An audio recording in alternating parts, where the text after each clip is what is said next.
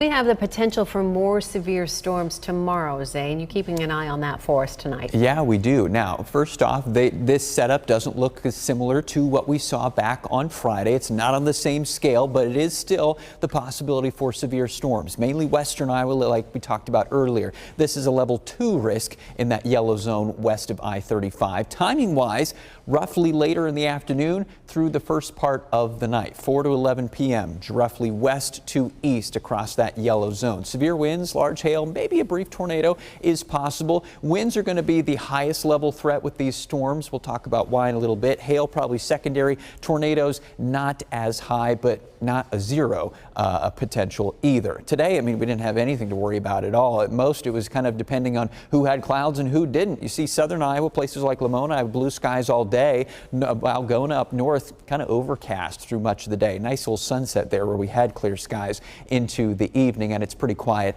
outside tonight. Let's jump to tomorrow then. Sunrise tomorrow, everybody gets sunshine to start off the day, and our winds start to pick up out of the south as we go through your Tuesday afternoon. Different from today, it's a southerly breeze. Now, some of the modeling's been pretty persistent about kind of a broken little line of maybe a few showers moving through in the middle of the afternoon. It's possible that might maybe mix up our severe weather potential a little bit, but if these do form, they would be non-severe. It's that stuff out to the west towards the state line with South Dakota and parts of Nebraska that we'll be keeping an eye on. It's going to be much warmer tomorrow, too. 70s to near 80 degrees tomorrow afternoon with sunshine and that southerly breeze gusting up towards 35 miles per hour. Watch as we go towards 3, 4, or 5 o'clock. We start to fire up some storms out in western Iowa. Now, at this point, this is when probably your potential or tornado potential is the highest, just because storms will still be individual cells. At that point, that's usually when you can have a better chance of forming tornadoes. We don't quite have the humidity at the lower levels we would like. We do have some wind shear, though. But watch as we go through the evening. Everything kind of congeals into a line, sweeps eastward, probably around 7, 8 o'clock. Roughly that evening time frame is when those storms will get to the I-35 corridor.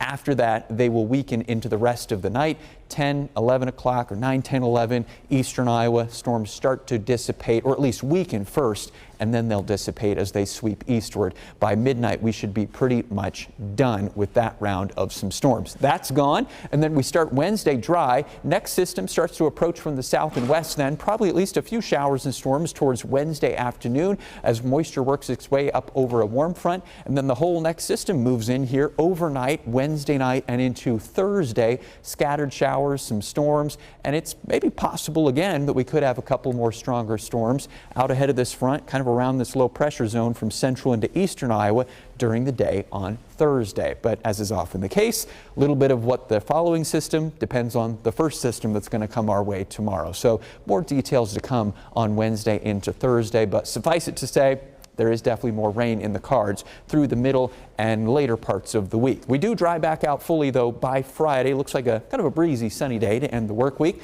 Temperature-wise, tomorrow's the warmest. 70s to near 80, 70s, and then we'll kind of bounce around 60s to 70s into next week.